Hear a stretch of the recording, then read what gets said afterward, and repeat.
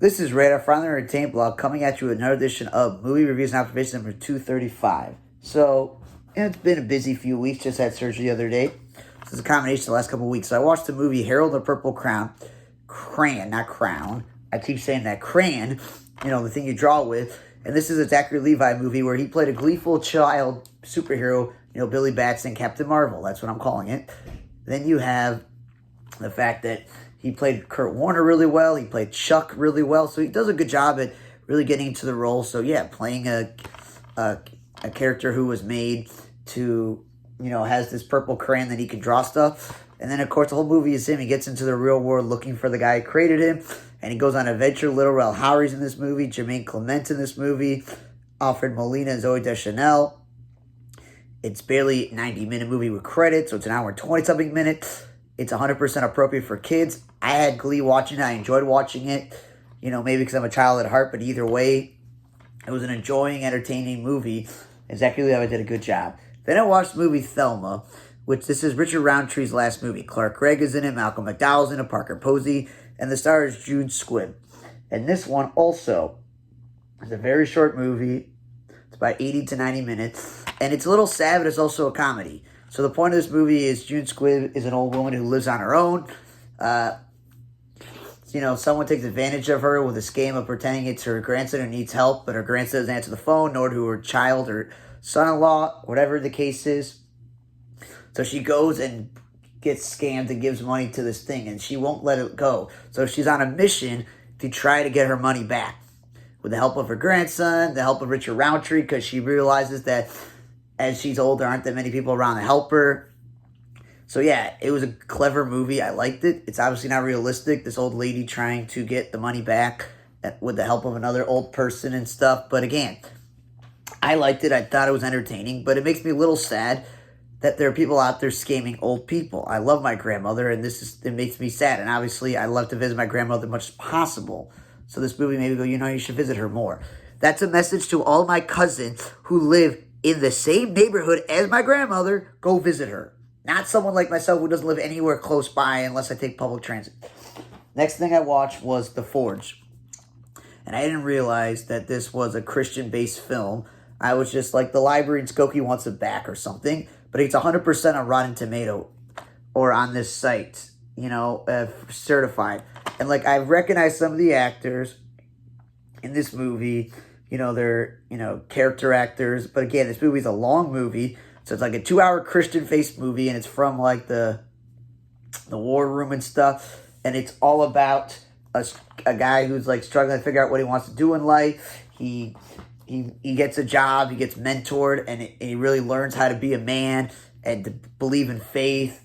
His mother does everything possible to help him out. But she's a single mother. And they use faith to believe that they're going to get their mission, their task done with for this company. So, yeah, it's starting to set your priorities straight in a way. So, it was okay. It is what it is, the type of movie. If that's what you're looking for, that's what it is. Then, I finished Watchmen, DC Animated Universe's attempt to take the comic book and make it into a movie as a cartoon. And as I've been told, it's directly the exact same thing as the actual comic book, the movie. So we already know what happened. This is the conclusion of them figuring out why people are being killed. There's a nuclear war coming, blah, blah, blah, blah. And, yeah, I thought it was pretty good the way they wrapped it up. A lot of loose ends were figured out. So overall, not bad if you put them all together. And, yeah, it's making me want to actually read the graphic novel and maybe go back and watch the TV show. Then I watched the movie Blink twice. And I remember when I was binge watching Seth Meyers and catching up on it, which I should probably do. Same thing with the sports talk show, is that he was there promoting at the time his wife, Zoe Kravitz's movie, where she wrote this, directed this. And he's some tech guy who's on an island, and he meets someone at a gala and invites her and her friend, which is played by, it says here, Aaliyah Swakart, if I pronounce it wrong, but she's from Arrested Development. And I'm surprised she got the and title.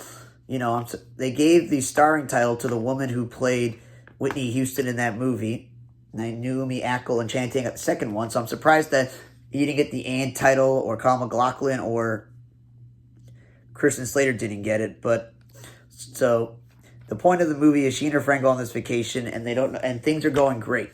But it's got the horror twist, so I don't know why they call it a drama, where people go missing, you can't remember time, and then you realize that, like, they do this all the time, these guys, to the women, and they're trying to get off the island.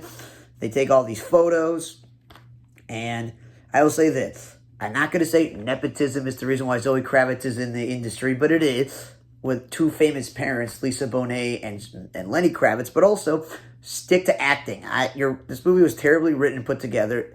You can't make a movie, no offense. Like, you get this giant cast with all these people in there like Simon Rex and Haley Joel Osment and Gina Davis. You're like, wow, I get all these famous people in this movie, and it's, not that great of a movie. At least it's barely an hour and 40 minutes, so that saves you time on that. But overall, not a great movie, and should be a horror film sticker. Then I've wrapped this week up by watching Pharrell's movie called Piece by Piece. Turn up the volume on your own imagination.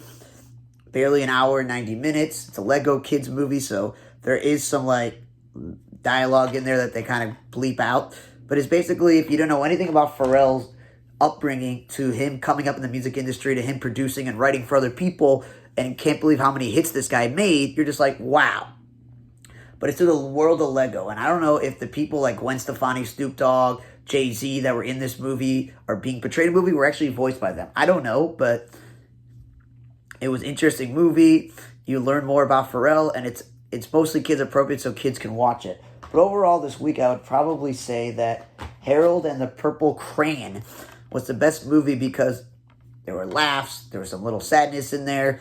It was based off a childhood book, really well acted and put together, but no offense to Joey Deschanel, doesn't really sell it as a single mom in this movie. Then I would say, based on the fact that, it did what it's supposed to, Watchmen 2 would probably be the second best. And then even though it was a little sad, I think Thelma was a pretty good movie. Rest in peace to Richard Roundtree. And then you probably would say the Pharrell one because it's kind of a silly idea to make a biopic in the form of Lego instead of it actually being, an actual live-action movie. But yeah, unless you're really into Christian movies, don't watch The Forge. And sorry to Zoe Kravitz, this movie was terrible. So blink twice. Okay? Thanks again for listening to another edition of Movie Reviews and Observation with 235. For On The Raider Today blog, I'm Raider. See you guys next time.